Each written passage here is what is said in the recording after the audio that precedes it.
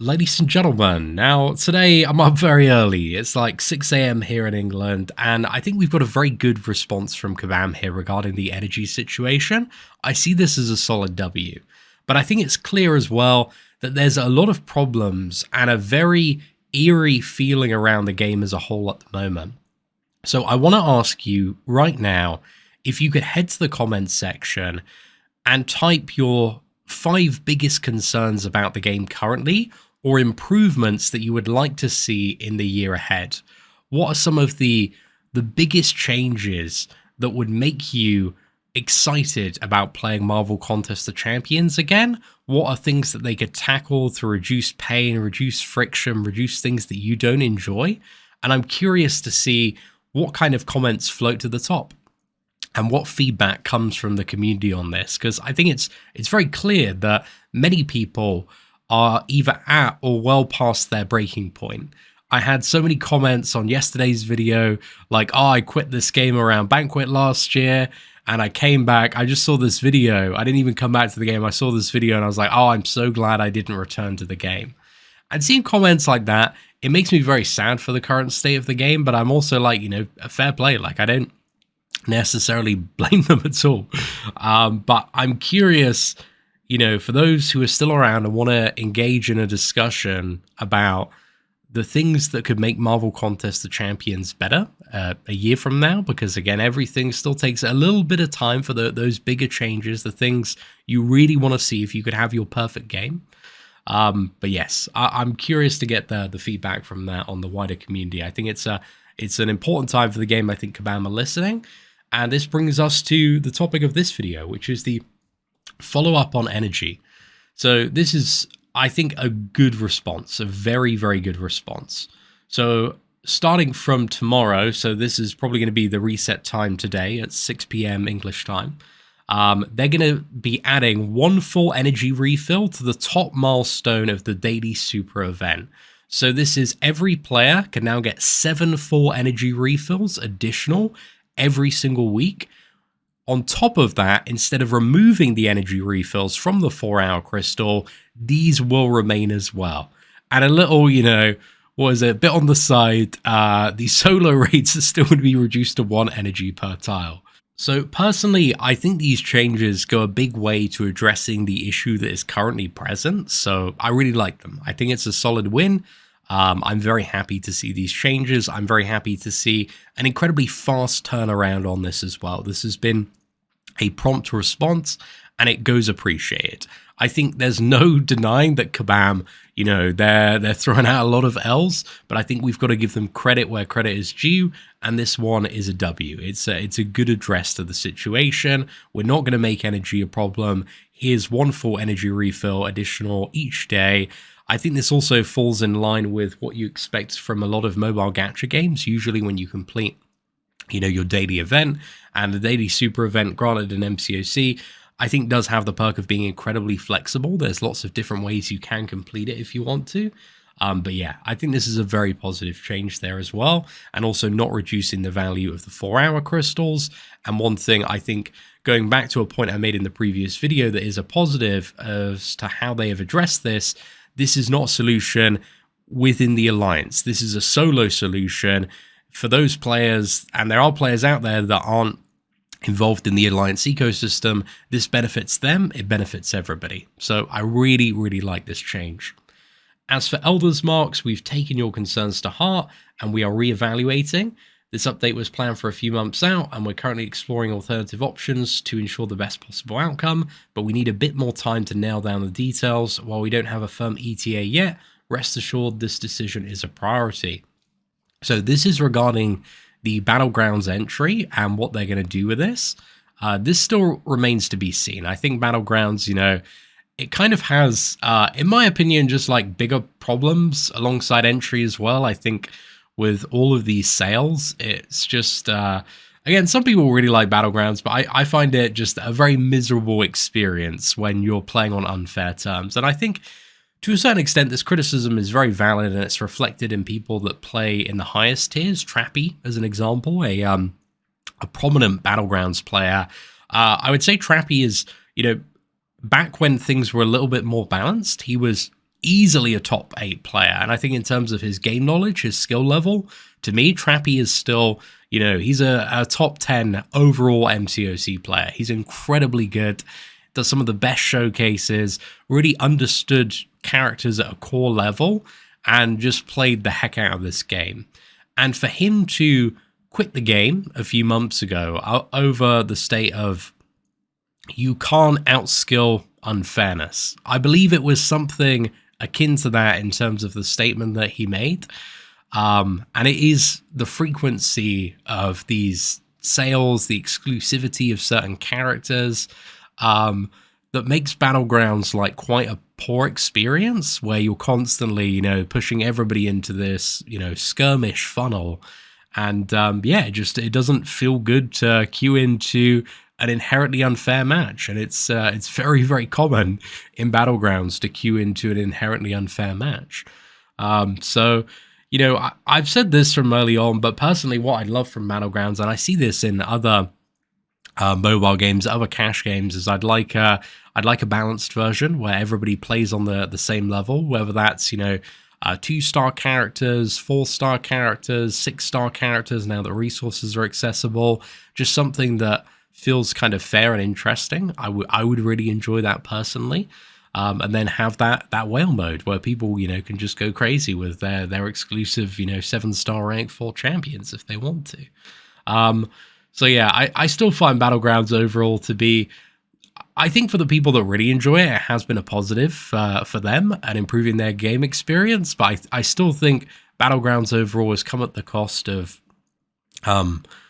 frustrating a lot more people and disheartening a lot more people than it has, the positive that is made for some other people as well. So I always take that mode with a bit of a grain of salt. I think Battlegrounds is a bit Marmite. You either like it or you really don't like it.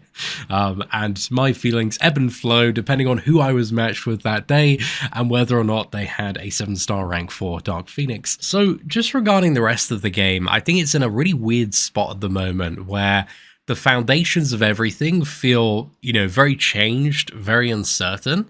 Alliance Prestige 30 has really kind of shaken up the foundations of a lot of top alliances, kind of moving that goalpost from top 5 to 30. Again, this really changes the dynamic for some people that are playing in the highest tiers that just don't have the capital, the resources to spend, and also further keep up with spending as well, because maintaining a roster of 7-star rank 4 SIG 200 characters and working toward that is a very, very difficult task. So a lot has kind of changed with the foundation of that. And also when you lose people in a top tier alliance, it's not easy to replace them. Even in previous things before Prestige 30, right? Now you have this as well. It does add kind of extra strain on that whole kind of alliance recruitment based ecosystem, because there is a lot of nuance and complexity to it. If you're playing in the top tiers, if you're going for those big pushes, if you care about prestige, if you care about alliance war and having, this like giga plan for defense as well, there's just a lot of things to manage there. And then on top of that, if we go over to the monthly event quest side of things, this adaptive difficulty, I don't believe is really like definitively an upgrade or a huge win. I see it as kind of like a side alternative that I still feel like, oh, okay, well, it's a bit annoying to clear Classic. I'm still not sure about the balancing of Classic and how that feels for lower and progressing players. I got really mixed feedback on the video yesterday that I uploaded. Some people were still finding Classic was just like not it for them. Some people at higher progression levels, fine with Classic, were starting to enjoy Elder. It's a bit of a weird one because, for the first time really ever in Event Quest, this adaptive difficulty pushes all players down the same funnel. If they've got, this Classic mode, this Elder, and then the difficulty scales up with the player's prestige. So there's going to be, I believe, differences to health pools, attack values, maybe in some of the lower tiers. I'm curious what it looks like around like Uncollected or Thronebreaker and what the experience is there. But yeah, I think getting the balancing on everything is is probably quite difficult as it relates to prestige. But so far, even in its optimal scenario, I just don't really see the new format as a resounding win or improvement in terms of the experience. I still feel it is incredibly annoying to play through Classic to get to Elder, when previously I could, immediately go into the Valiant. And I also do miss the Paragon Gauntlet. I enjoyed that as a mode of gameplay. It was nice, new characters come out, I get the opportunity to immediately fight them in this, boss rush style gauntlet, which I found enjoyable. It was one of the things I look forward to when the monthly event went live. So yeah, personally, I do miss the Paragon Gauntlet as much as it did age and become, a little bit more outdated. I enjoyed the concept of it, and I enjoyed doing like the no switching objective as well. I thought that was quite enjoyable there. But yeah, I think that the monthly side event itself is in a bit of a weird space. I think we still need a bit more time to digest it and experience it. But I think that skipped onto immediate Elder difficulty would be a significant improvement added into it there. And then we got side events, and side events are always, they're so different, they're so weird. In many different ways. We've had stuff like poker this year. I really enjoyed the poker personally. I know some people maybe didn't really enjoy it that much, but I thought it was quite fun and snappy, and I enjoyed kind of getting the big points and milestones and combos, and I felt that experience. It felt really good at the time, at least for me. But this month's event quest, I really don't like. I hate things in this game personally that I kind of describe, I don't know if I've used this term before, it's like terms and conditions content, where I need to understand something about not only the defender, but also the node in something that I just don't really have any leeway for mistakes. So for example, this month's side event, the token to enter it is consumed on entry, right? I have no option to back out and start again. And then because I don't understand node 5 that is present on defender 3, because I haven't read the terms and conditions explicitly to understand the interaction that takes place there, then because I was not aware of that information beforehand, because I didn't want to sit down and I didn't want to read through this stuff, and because there was no intuition or universal theming to how this challenge was designed, I feel like when I get to fight 3 and I get killed by an interaction relating to node 5, I feel scammed. I feel like I didn't fairly die. I feel like I only died because I didn't read the terms and conditions. So that's what I hate more than anything in current game design, is the terms and conditions content, and it really like insists upon itself. That is a phrase I heard just from like general criticism, and it's so true. Like they're so insistent on just making like this like just really like confusing, unthematic like side content that is like, oh, okay, well you didn't read node 5, buddy, on like fight 3. Well, you should have prepared more. It just feels like there's too much content in this game, and I appreciate there should be some content in this game, but it feels like there's too much content in this game that players almost need an MCOC noob video and a spreadsheet to get through.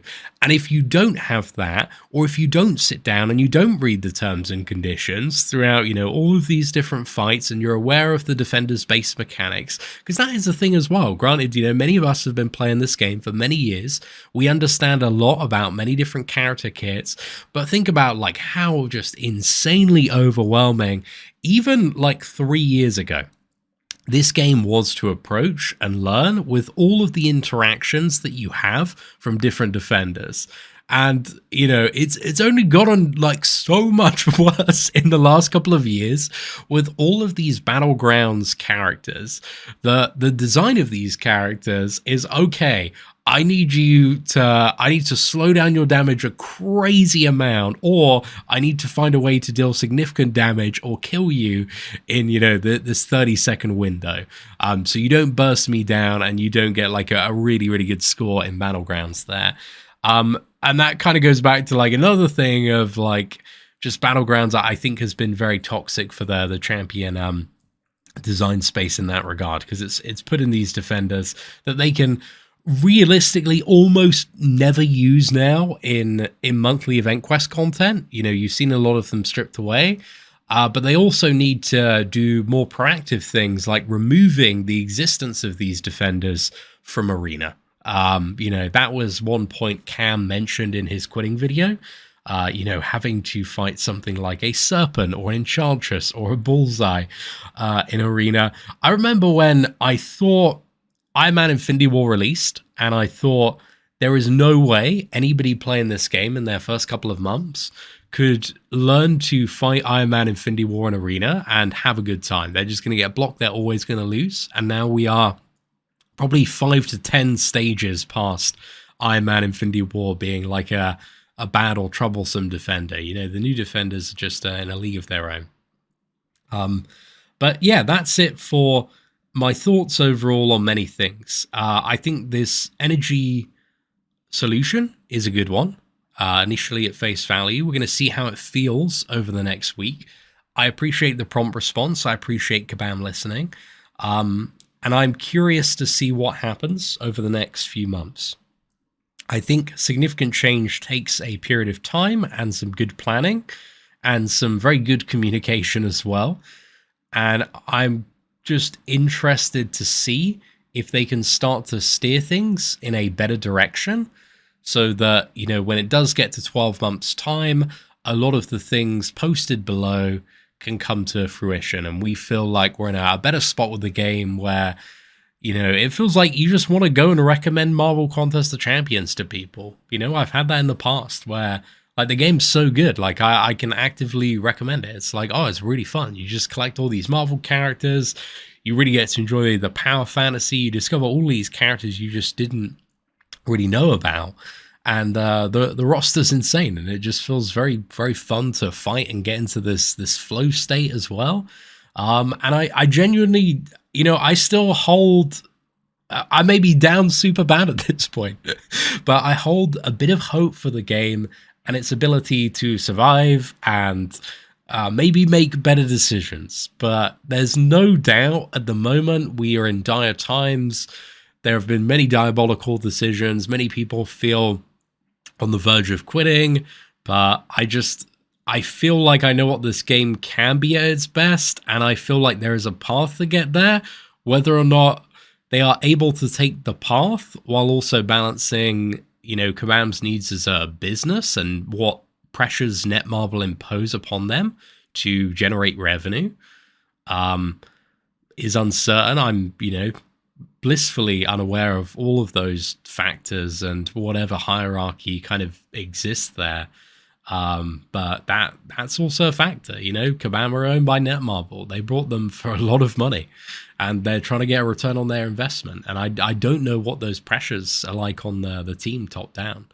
But I also think that the decisions made in the last 3 years, I don't believe has been improving the game's overall retention or revenue. And I think there's a lot of players that actively don't want to quit this game and have enjoyed playing this game at a good pace and enjoyed spending at a good pace, that have been driven away by a more aggressive approach to monetizing them and their time. And I would like to see that course correct. So yeah, ladies and gentlemen, let me know your thoughts in the comments section below. Thank you all very much for watching. Take care, and I hope that you have an absolutely fantastic day.